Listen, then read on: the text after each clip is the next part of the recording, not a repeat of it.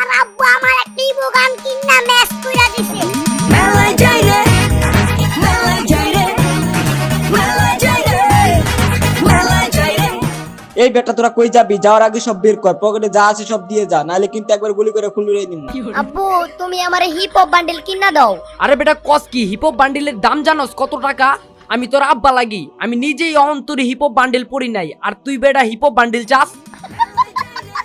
মেলা মেলা মেলা, এক বিশাল মেলার আয়োজন করা হইয়াছে। ফ্রি ফায়ারের এই মেলায় আপনারা পাবেন কম দামে দামি দামি ড্রেস। আপনারা চাইলেই আসতে পারেন এই মেলায়। এই মেলাটি পিকেআর মাঠে অনুষ্ঠিত হইবে। ওই মামা চল আমরাও মেলায় যাই, কম দামে ভালো ভালো জিনিস কিনে আনুমনি।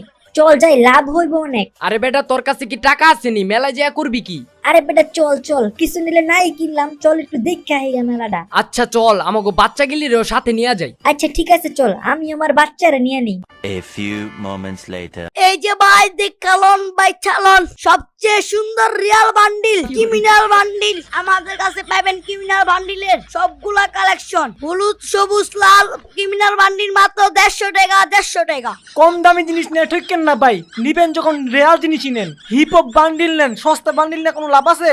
হিপ হপ বান্ডিলের দাম 500 টাকা, দামি জিনিসের দাম একটু বেশি হয়। দামি সব না ভাই, ভালো জিনিস দেখে নিবেন। ক্রিমিনাল বান্ডিল মানি বেরেন, বেশি দাম দিয়ে নিলে জিনিস ভালো হয় না। এই ছেলে তাহলে এখানে? ওর জামা কাপড়ের অবস্থা দেখো, কেমন মানুষ দেখ ভাই। এক তো ময়লা জামা কাপড়, তার মধ্যে আবার ছেঁড়া। কোথা থেকে আসে এরা বুঝি না। আবার দামি রেস্টুরেন্টে খাইতে আসছে। এত দামি খাবার যখন খাইতে আসবে, একটা জামা কি কিনতে পারে না? প্রিমিস যখন এই কথাগুলো শুনে পিছন দিকে তাকায়, তখন সে দেখতে পায় সেখানে তাদের কলেজের একটা বড়লোক মেয়ে আর তাদের সাথে আরো কিছু বড়লোক ছেলেরা মিলে প্রিমিসকে নিয়ে হাসাহাসি করছিল।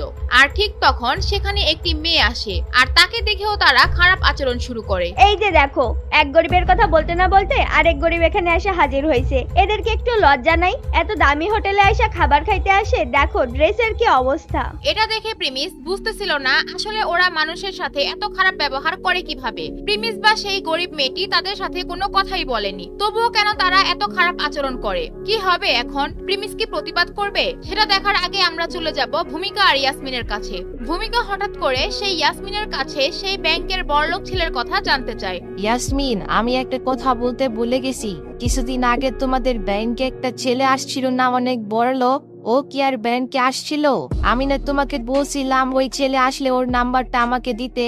হ্যাঁ হ্যাঁ ঠিক আছে, কিন্তু তুমি ওর নাম্বার দিয়ে কি করবা? ইয়াসমিন তখনই বুঝে যায় তার বোন ভূমিকা প্রিমিসের পিছনে পড়তে চায়, কিন্তু সে তো আর জানে না তার বোন ইয়াসমিন আরো 2 কদম আগে চলছে।